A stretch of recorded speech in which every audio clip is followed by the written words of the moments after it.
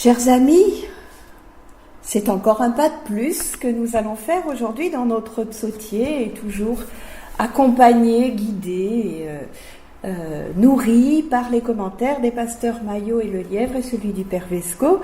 C'est dans leur page, entre leurs pages, que je puis entre autres l'inspiration pour vous donner tous ces points intéressants, en tout cas, je l'espère pour vous, sur les psaumes. Donc merci à eux.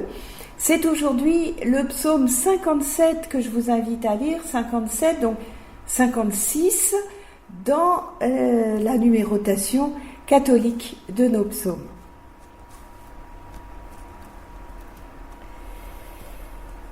Et c'est encore là une supplication à laquelle nous avons affaire, une supplication attribuée à David et qui appartient à un groupe de psaumes pour lequel il est indiqué à mi-voix. Alors le titre de ce psaume contient des éléments quelque peu énigmatiques que certains traduisent par « ne détruis pas ». Le psaume inviterait ainsi Dieu à épargner le psalmiste. On peut effectivement rapprocher ce verbe de la situation à laquelle se réfère ce psaume, quand David, dans la caverne ayant Saül à sa merci, dit à Abisai « ne le détruis pas ». C'est dans le premier livre de Samuel, au chapitre 24. Certains mots du psaume d'ailleurs se retrouvent dans le récit de Samuel. Ici, le psalmiste se réfugie sous les ailes de Yahvé, rendu par le même mot qui désigne le pan du manteau de Saül que David coupe pour lui prouver qu'il l'avait à sa merci, mais qu'il l'a épargné. Mais d'autres traducteurs et commentateurs y voient l'indication d'une mélodie, un chant populaire de vendange. D'autres encore appliquent la rubrique au psaume, qu'il s'agirait donc de conserver et de ne pas détruire. Ceci dit, pour pointer encore une fois la difficulté de partir déjà d'un texte sur lequel tout le monde s'accorde avant même de pouvoir passer à l'éventuelle traduction. Mais revenons à notre psaume. Les pasteurs Maillot et Lelièvre, à la suite d'autres exégètes, voient dans ce psaume la prière d'un accusé soumis pendant la nuit à l'ordalie. Vous savez, ce jugement divin pendant lequel on donnait un poison à l'accusé. S'il survivait, eh bien c'était qu'il était innocent. Ce jugement donc devra démontrer l'innocence ou la culpabilité de l'accusé. On comprend dès lors l'urgence de la situation marquée par la répétition de la supplique « Prends pitié de moi ». Dans sa détresse pressante, le psalmiste s'est abrité à l'ombre des ailes de Dieu. On peut noter qu'au double appel à l'aide correspond une double mention de l'abri en Dieu dans lequel se réfugie le psalmiste. La confiance du psalmiste est donc au moins équivalente à l'urgence qui le presse. Ces ailes protectrices sous lesquelles il se réfugie pourraient effectivement suggérer la proximité de l'arche, surmontée de ses chérubins ailés, si l'accusé est dans le temple, dans l'attente du résultat de l'absorption du poison. Mais quel que soit le motif premier qui a conduit à l'écriture de ce psaume, David lui-même, en relation à sa situation de fuyard poursuivi, ou bien un personnage accusé faussement et soumis à l'ordalie, ce psaume a été repris comme prière d'un peuple et depuis comme prière du fidèle face à l'adversité.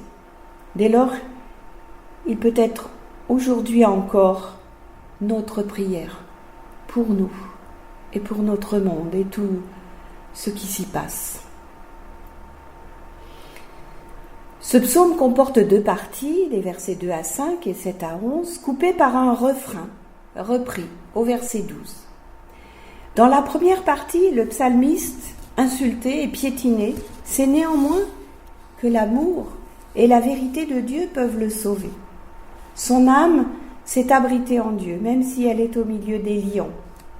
Selon l'hypothèse de Lord Dali, les lions seraient les faux témoins, d'où la langue épée acérée, qui attendent eux aussi au temple que la preuve soit faite. Dans la seconde partie, la fermeté des ennemis ne tient pas. Ils sont tombés, tandis que le cœur du psalmiste est resté ferme. Là encore, l'affirmation réitérée « mon cœur est affermi » nous indique le degré de fermeté atteint. Ou bien alors, veut-il lui-même s'en convaincre? Je ne sais pas. Toujours est-il que le psalmiste se prépare à chanter sa louange à Dieu. Dans cette première partie, le poète personnifie un certain nombre de choses. D'abord, la désolation, un mot qui synthétise tous les dangers qui menacent le psalmiste. Amour et vérité, qui sont comme des messagers que Dieu envoie. Harpe et lyre, qui sont invités à se réveiller, ainsi que l'aurore. Au verset 4, Dieu est invité à insulter ceux qui piétinent le psalmiste. Alors ce verbe n'a jamais Dieu comme sujet en dehors de ce psaume ici. C'est ailleurs toujours une expression humaine. Mais ce que le psalmiste attend, c'est surtout l'effet immédiat de ces insultes, c'est-à-dire cette confusion des ennemis que l'on trouvait déjà au psaume précédent et qu'on trouve ailleurs dans les psaumes. C'est ainsi qu'au verset 6, l'auteur réclame de Dieu une théophanie, c'est-à-dire une manifestation éclatante. Montrer sa gloire au-dessus de la terre. Il s'agit donc bien d'écraser ses ennemis, au moins de honte ou de stupeur devant la grandeur de Dieu. Rappelez-vous que dans le mot gloire, il y a en hébreu une notion de poids. Alors effectivement, ça écrase. La gloire de Dieu, c'est sa manifestation comme sauveur. Le père Vesco explique: sa victoire contre les ennemis lui apporte la gloire et elle correspond à ce qu'il est. Il en tire la gloire de se faire reconnaître comme un Dieu qui intervient. On peut voir ça aussi dans l'Exode, au chapitre 14, versets 4 et aussi 17 et 18, versets 17 et 18. Quant aux ennemis, ils avaient préparé un piège, mais comme on le trouve souvent exprimé dans les psaumes, ce piège s'est retourné contre eux, ils sont tombés dedans. C'est l'effet boomerang que l'on a déjà plusieurs fois rencontré auparavant. Juste retour des choses, ils sont tombés ou tomberont dans le piège qu'ils ont eux-mêmes creusé, ce qui est compris par le psalmiste comme la manifestation de la justice divine. Mais avant cela, le psalmiste a l'âme courbée, signe d'affliction, d'humiliation, de pénitence, devant ses ennemis comme devant Dieu. Au verset 8 à 12, l'action de grâce retentit, soit que le psalmiste soit déjà véritablement sauvé, et dans ce cas du Nordali, cela signifie qu'il a survécu au poison, soit que sa confiance en Dieu et en sa propre innocence est telle qu'il est convaincu de l'être très bientôt. Mon cœur est affermi signifie qu'il a retrouvé sa sérénité, mais aussi que Dieu lui a apporté la stabilité. Rester fixe, ne pas chanceler, est en effet une preuve de la fidélité que Dieu accorde et de la foi que l'on met en lui. Dès lors, le cœur du psalmiste peut renouer avec la louange. Selon le père Vesco, la gloire qui s'éveille est une évocation de l'âme qui se met à chanter. Et par sa psalmodie, le poète-chanteur va éveiller l'aurore.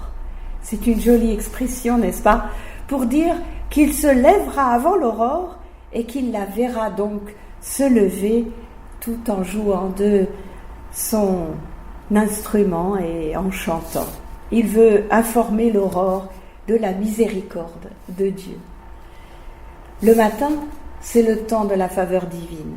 Cela nous a été amplement démontré au petit matin de Pâques, où tout ce qui nous verrouillait, nous enfermait dans les ténèbres de la mort, a été balayé une fois pour toutes par la bénédiction et la résurrection du Christ. La louange du psalmiste s'élève alors devant tous les peuples. comment cela est-il possible? Si Jérusalem est la capitale de l'univers du fait de la présence de Dieu en son sein, alors, effectivement, qui chante au temple chante pour le monde. Il fait connaître à l'univers entier sa louange et sa prière. Cela nous inspire une réflexion sur nos pratiques, ainsi que l'écrivent les pasteurs Maillot et Lelièvre. Qui est présent au culte ou à la messe est présent au monde. Alors voilà quelque chose qui nous touche aujourd'hui, qui nous interpelle. Nous n'allons pas prier le dimanche au culte ou à la messe seulement pour nous, c'est ce que nous dit habituellement ce texte. Nous y apportons aussi le souci que nous avons du monde, et ce souci se retrouve dans la générosité de ce que nous donnons à l'offrande, et aussi dans la prière d'intercession et le Notre Père, qui englobe tous les croyants. Alors, notons justement par rapport à notre problème de maintenant, où nous ne pouvons pas assister au culte ou à la messe, notons que cette présence au culte ou à la messe, dans ces temps d'interdiction, donc est possible aussi par ces rencontres que nous donnons de manière virtuelle, mais communautaire, sur notre site et sur bien d'autres endroits.